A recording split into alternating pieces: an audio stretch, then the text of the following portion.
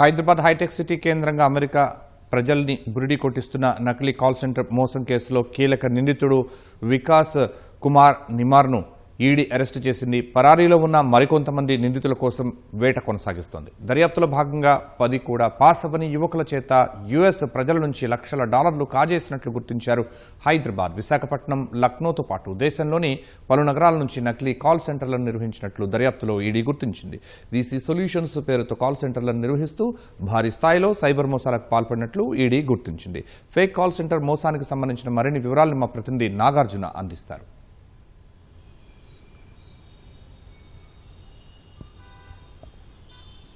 శర్మ, గతంలో 2023లో ఈ case Madhapur police station పరిధిలో నమోదైంది. హైటెక్ సిటీలో ఉన్నటువంటి పత్రికా నగర్లో ఈ నకిలీ కాల్ సెంటర్ని ఒక కాల్ సెంటర్ని ఏర్పాటు చేసి దాని ద్వారా యుఎస్లో ఉన్నటువంటి ప్రజల్ని మోసం చేసినటువంటి కేసులో అప్పుడు పోలీసులు కేసు నమోదు చేశారు. ఆ కేసు విదేశాలకు సంబంధించినటువంటి ప్రజలని ముఖ్యంగా యుఎస్కి సంబంధించినటువంటి సిటిజన్స్ నుంచి కాజేసినటువంటి సొమ్ముని వ్యాలెట్ల ద్వారా క్రిప్టో కరెన్సీలో భారత కరెన్సీకి మార్చి మనీ లాండరింగ్ పాల్పడుతున్నారనే విషయం పైన ఈడీ ఆ కేసుని మరొకసారి టేకప్ చేసి ఆ కేసు ఆధారంగా మరొక కేసు నమోదు చేసి దర్యాప్తు కొనసాగుతుంది. ఇందులో మనీ లాండరింగ్ ఉందనే అంశం మీద. సో అప్పటి నుంచి కూడా దర్యాప్తు చేస్తూ గతేడాది అప్పుడు గుజరాత్లో సోదాలు చేసి ఆజాద్ సలాం అనేటువంటి ఒక వ్యక్తిని అదుపులో తీసుకున్నారు. అతని నుంచి కూడా పలు కీలకమైనటువంటి డేటాని కూడా కలెక్ట్ చేశారు. సో అప్పటి నుంచి కూడా ఈ కేసులో ప్రధాన నిందితుడిగా ఉన్నటువంటి వికాస్ కుమార్ నిమార్ అనేటువంటి వ్యక్తి ఈడీకి చిక్కకుండా తిరుగుతున్నాడు. యుఎస్లో ఉన్నటువంటి ప్రజలని, అంటే హైదరాబాద్లో గతంలో ఒక కాల్ సెంటర్ మూతబడినటువంటి ఒక కాల్ సెంటర్ మనస్విని అనేటువంటి ఒక మహిళ పేరు మీద ఒక కాల్ సెంటర్ అమీర్పేటలో నిర్వహించేది. ఆమె ఉన్నటువంటి లైసెన్స్ మీద గతంలో ఆమెకి ఉన్నటువంటి పరిచయాలతోటి ఆమె ఆర్థికంగా ఇబ్బందులు ఎదుర్కోవడంతో ఆ కాల్ సెంటర్ మూసేశారు. సో ఆమెకి ఈ కాల్ సెంటర్లో కాల్ సెంటర్ నిర్వహిస్తున్నటువంటి సమయంలో కొంతమంది పరిచయం అవ్వడం, ఆ పరిచయం ద్వారా వీళ్ళతోటి విదేశ ప్రజల్ని ఏ విధంగా మోసం చేయాలి, దానికోసం ఒక కాల్ సెంటర్ సెటప్ కావాలి, దానికి ఒక లైసెన్స్ కావాలని ఆమెకు చెప్పడం.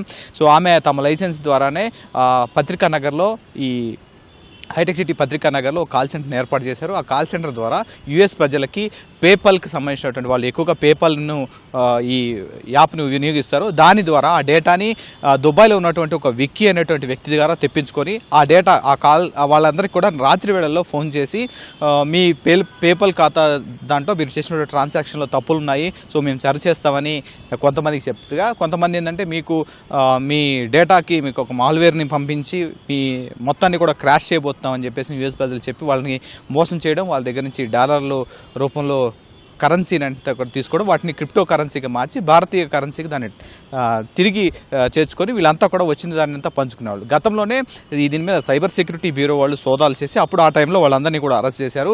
ఈ కేసులో అప్పటి నుంచి కూడా ఇద్దరు వ్యక్తులు, ఈ వికాస్ కుమార్ నిబార్ అనేటువంటి ప్రధాన నిందితుడితో పాటుగా అబ్దుల్ సలాం అనేటువంటి ఇద్దరు వ్యక్తులు కూడా తప్పించుకోగలుగుతున్నారు. గతేడాది గుజరాత్లో సోదాలు చేసినటువంటి ఈడీ అధికారులు సలాంను అరెస్ట్ చేయగా నిన్న హైదరాబాద్ ఈడీ అధికారులు ఇతన్ని అదుపులో తీసుకున్నారు. వికాస్ కుమార్ నిబార్ అతను అరెస్ట్ చేసి రిమాండ్ తరలించారు. ప్రస్తుతం చెంచులు కూడా జైల్లో ఉన్నారు. సో ఇప్పటి వరకు కూడా కొన్ని లక్షల డాలర్లు విదేశీయుల నుంచి కూడా వీళ్ళు కాజేసినట్టుగా ఈడీ ఆధారాలు సంపాదించింది.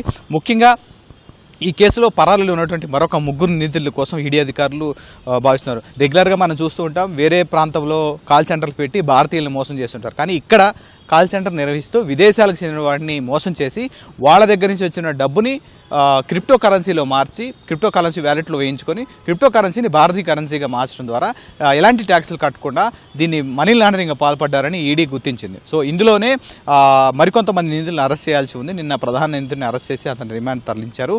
ముఖ్యంగా అప్పుడు మనం ఆ కేసు నమోదైనప్పుడు కనుక మనం చూస్తే అప్పుడు పోలీసులే ఆశ్చర్యం ఏంది వాళ్ళకి, ఎందుకంటే వాళ్ళు టెలికాలర్స్ నియమించుకున్న వాళ్ళంతా కూడా 10వ తరగతి కూడా పాస్ అవని వాళ్ళు అందులో ఉన్నారు.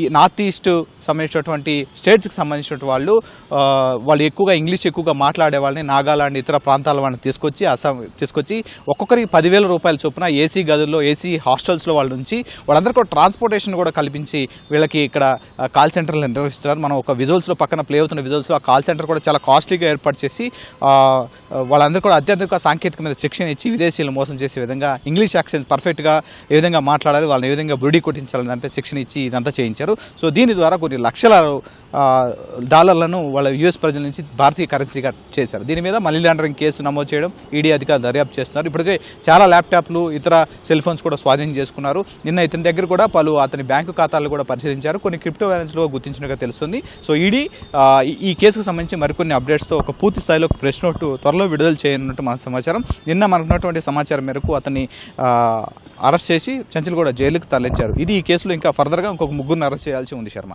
ఓటు.